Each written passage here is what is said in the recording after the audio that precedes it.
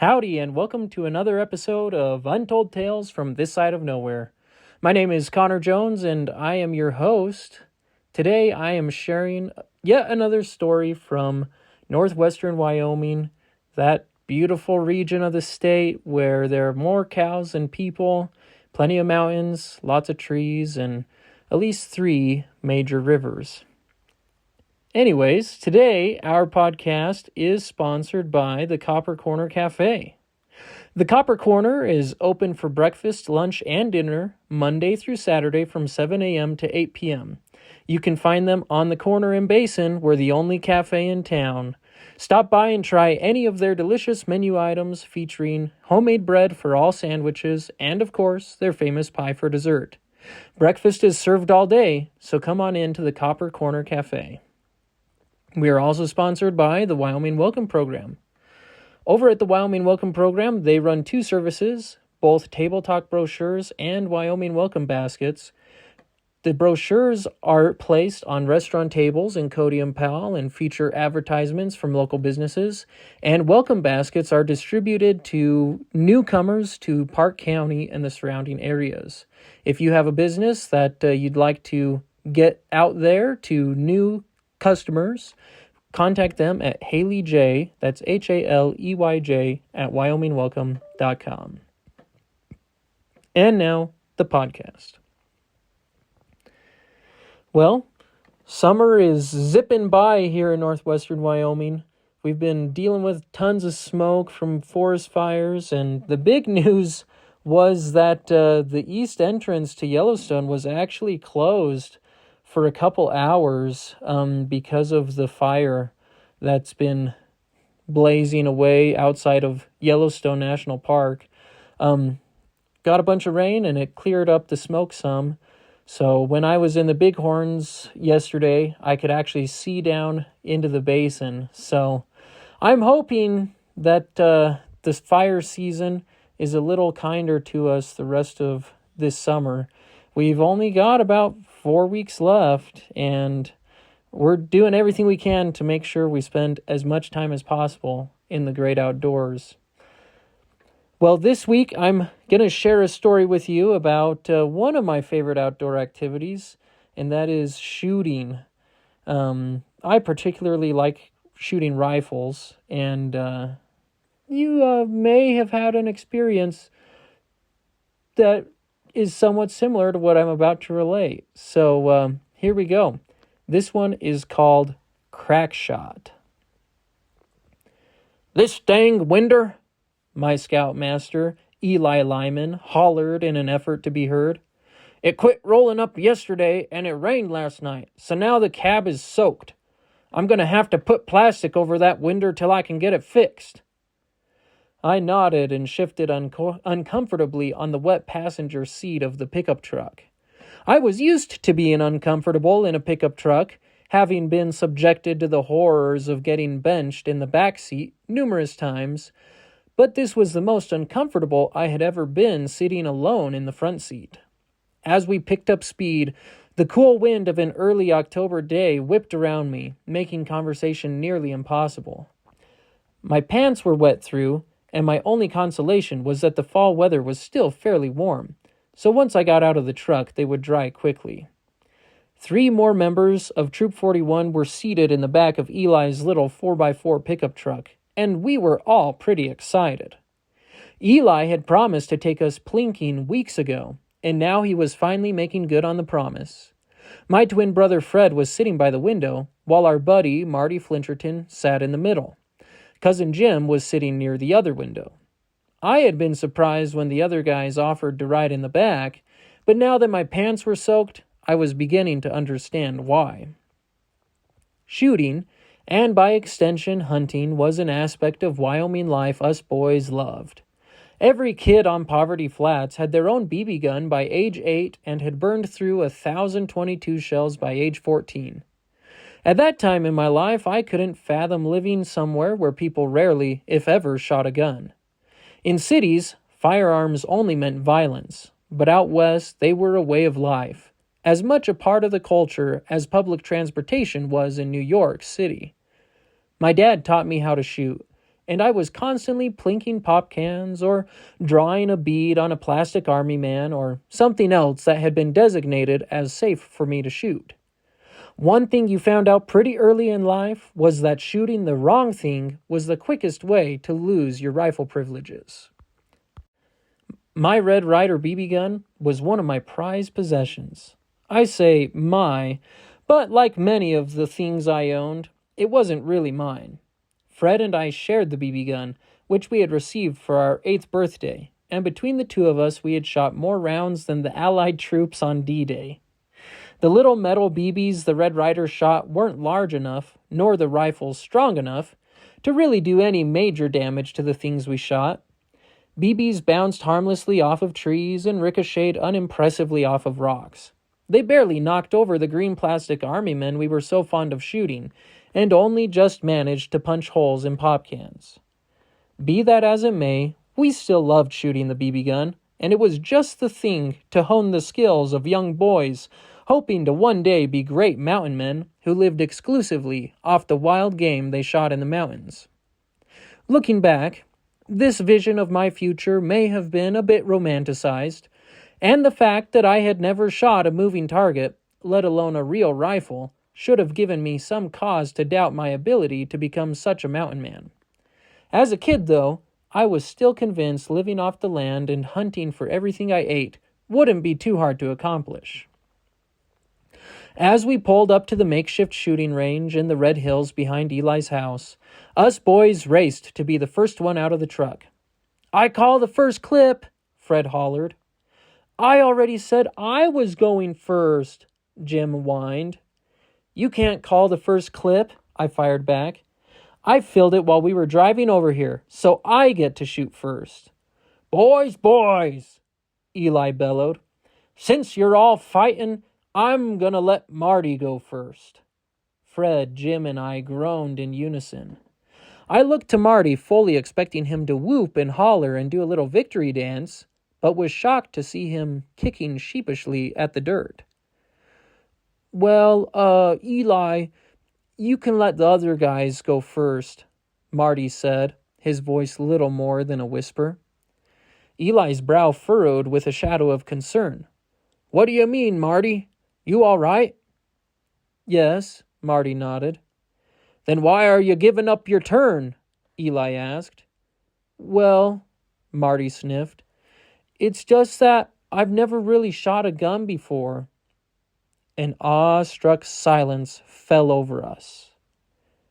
Finally, Fred broke it like a dead tree branch in the woods. "What do you mean you've never shot a gun before?" Marty became very interested in his toes for a moment, and finally replied, my dad says that firearms are dangerous, and that I can learn to shoot when I'm older. He doesn't own a gun anyway." Now we were really concerned. "He owns a pistol, though, right, Marty?" I asked. Marty shook his head. "How about a shotgun?" Jim queried. Another shake of the head. Finally, Marty said, "He does own a lot of knives, though," as if he hoped that this might help his situation. "Well, that's good," I said, trying to be helpful, but considering the fact that my mother also owned a collection of kitchen knives. Eli coughed and commented on the importance of owning a good knife, then grunted, "Well, never mind that, Marty. I'll teach you how to shoot." The three of us boys were still trying to wrap our heads around the fact that a grown man could reach adulthood without owning a single firearm when Eli began Marty's lesson on firearms safety. "Come on, let's go set up the targets over there in front of that there dirt hill," Eli said. We all hiked the 30 yards or so over to the hill Eli had indicated and set up the targets before retreating back towards the truck. By now, my jeans were fairly dry, and I was itching to shoot, but I knew I would have to wait for Eli to give Marty a shooting lesson. "So, Marty, the first thing you need to know is that the first thing you do when you pick up a gun is to make sure it ain't loaded," Eli said. Eli pulled the 22 from the place where it had been resting on the bench seat in the front of the cab and backed up carefully, being sure to keep the barrel pointed toward the ground. He pulled the bolt back to ensure there were no shells in the chamber and verified the magazine was not in the gun. I was kind of surprised to see Eli do this, since he usually checked to see if the gun was loaded by pointing it towards the nearest pop can and pulling the trigger. I guess he wanted to make sure Marty's first lesson wasn't too advanced. There. Now we know it's not loaded, we can load it, Eli beamed. Now where is that magazine? He asked. Here you go, Eli, I said. I put 10 rounds in there. Perfect, Eli grunted. He was obviously taking his role as Marty's firing instructor very seriously. He spoke in a slow, clear voice, and I couldn't help but feel impressed with my scoutmaster's wisdom. Be sure you point the bullets in the right direction when you put the magazine in the gun, Eli told Marty. This end is the one that goes down the barrel, Eli demonstrated, pointing to the round lead bullet. I know that part, Marty assured Eli. Okay, Eli said, giving Marty a slow nod. You just want to be sure, you know? He slid the magazine into place with a little click. Now you slide back this bolt here and push in on this doohickey, which engages the thingamabob so you can shoot the bullets. Us boys nodded appreciatively at Eli's use of technical language. You can never know enough about how your rifle operates. Now when you shoot, you want to put this little knob on the target, then line it up with the little gap in this back sight, Eli continued, pointing to the parts of the rifle he was referring to. If you boys will join me, he said with a certain air of showmanship. We followed Eli over to where we had lined up our targets. Eli sighted carefully down the barrel at one of the pop cans we had brought with us and pulled the trigger. There was a sharp crack, followed by a pop can spinning backward in the dirt. Nice shot, Eli, I cheered. Eli nodded appreciatively and grunted. See, nothing to it. Here, you try now, Marty. Marty's eyes widened as Eli handed him the rifle, the barrel pointing downward. Oh, okay, he mumbled, suddenly very aware of the weight of the 22. Did you check to see if it's loaded? Eli asked imperiously. You should always check to see if a gun is loaded as soon as it enters your hands. How do I check again? Marty asked. It's loaded, Marty, Fred said. Yup, Eli granted. You can see that the safety is on right there, too. You just have to push down on this tab, and now the safety is off. Red means blood, see? Marty gulped. He was probably just trying to hide how excited he was. Okay, Marty, Jim said. Give it a shot. I could tell he was anxious to take his turn with Eli's 22. Marty pressed the butt of the rifle to his shoulder as he had seen Eli do and shut his left eye. Other eye, Marty, I hissed. Oh yeah, Marty said, reddening.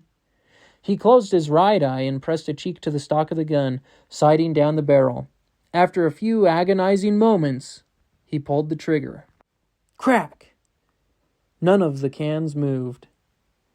Marty lowered the rifle and looked glumly at the row of pop cans. That's all right, Marty, Fred said. It takes a little while to get the hang of it. You boys keep showing Marty the ropes, Eli said. I need to see a man about a horse. We all knew this was Eli's euphemistic manner of saying he needed to go to the bathroom, so we all looked dutifully in the opposite direction as the wiry scoutmaster hurried off to find a suitable dry bush. You guys want to try? Marty asked when Eli had gone. Well, Marty, you still got 8 rounds in the magazine, I said. Give it another try. Yeah, Marty, Fred agreed. Just make sure that little circle at the front is square on the target, then right in the gap on that rear thingamajig. He tapped the rear side of the 22 to emphasize his point. Okay, I'll give it another shot, Marty said. I glanced over to where Eli was still walking. We were in the Red Hills, so bushes were few and far between. It looked like he was heading for a little sagebrush about 100 yards away. Marty raised the rifle to his shoulder once more, and this time he was rewarded with a little plink in addition to the crack of the rifle, and a root beer can fell on its side. "Wahoo!" Marty cheered, his face brightening. "It's not that bad." "Great work, Marty!" Jim hollered. Somehow we all felt like we had played a role in Marty's shooting his first pop can. We couldn't have been more proud. "Keep going, Marty," I urged him. Dutifully, and with several long pauses, Marty worked his way down the line of pop cans. With 3 more shots, he had knocked them all over. Not bad for his first time. "What do we do now?" Marty asked. "Well," Jim replied, "you still have a few more shots. Put the safety on and we'll go set up the cans again." "Okay," Marty beamed. We trudged over to where the cans lay like fallen soldiers, a gash in each of their sides. "Pop cans are fun to shoot," Jim was saying, "but just wait till you start hunting. It's a lot of fun." Fred and I nodded in agreement. "Do you guys hunt a lot?" Marty asked. "I bet you've shot loads of deer." "Well," I said, "we wouldn't want to brag or anything." The truth was, none of us had ever shot a deer, though we definitely had plans to. I didn't think that Marty really needed to know at this point in his career as a marksman, though. Better to let him focus on improving his aim. "Don't worry about that right now, Marty," I said. "Better to focus on improving your aim." "I like to hunt rabbits," Jim said. "They're pretty fast, but hey!" He suddenly stopped talking and pointed frantically at a small furry object in the distance. "There's a rabbit right now. Let me take a shot, Marty, please." To be honest, I was a little disappointed that Jim had actually been rabbit hunting and hadn't just thought about it, so I didn't really want to see him get a rabbit right in front of us. It would just give him one more thing to brag about. So, for the sake of his own reputation, I said, "Marty, why don't you take a shot? I bet you can get him from here. You have some more shots?" "Oh, well, okay," Marty said with a degree of uncertainty. "It's just like shooting at the target, but he'll probably be moving once you shoot," Fred said. "Just follow him with the sight and keep on shooting." "All right," Marty said, taking a deep breath. We all held still in perfect silence as Marty drew a bead on the jackrabbit that sat perhaps 20 yards away. The sun glinted off the barrel of the gun and off the roof of Eli's pickup. "Shoot him already, Marty," Jim groaned. Finally, the crack of the rifle shot split the air, and rather than flopping over dead, the rabbit took off at high speed. "Shoot again!" Jim yelled. Marty tracked the rabbit with the barrel of the gun and pulled the trigger once more. "Hey!" a deep, booming voice rang out. Off in the distance, I could see a figure hopping up and down, tucking a flannel shirt into its jeans. "Quick, try again. I bet Eli would be tickled pink to see you get your first rabbit," I shouted. The jackrabbit had paused to look back at us, its ears perked up. It also happened to be sitting right in front of Eli's truck, a fact that didn't seem to bother Marty since he was already taking aim again. Crack came the report of the rifle. Crash went the glass in the driver's side window of Eli's pickup as the .22 shell burst through it. "Dang," Marty shouted. "I missed." "Hey!" Eli bellowed. He was getting closer, but I still couldn't make out the rest of what he was saying. I will say that the way he was jumping up and down and waving his arms would have made one of those The Price is Right contestants look tame, to say the least. "What's Eli saying?" Fred asked. "Oh, I just think he's cheering Marty on," I shrugged. The rabbit, for its part, didn't seem overly concerned about being the object of Marty's target practice, seemingly oblivious to the bullet that had passed over its head just moments before. "He's still sitting there," Marty shouted. "Well, shoot him!" Jim yelled. Marty drew another bead. I just made out one word of what Eli was shouting as he came closer. Shoot! Man, Eli was really taking his role as Marty's shooting coach seriously. I would have thought getting his truck window shot out would have bothered him, but he really seemed like he wanted Marty to be successful. Eli's telling you to take another shot, I said. Marty shrugged. It's his truck, I guess. The next rifle shot was closely followed by the hissing of air leaving a truck tire, and the pickup rocked a bit as it listed to one side on the punctured wheel. What in tarnation are you doing? Eli roared as he pounded up to us. He had zipped his shirt into his jeans, and his hair was all over the place after his run.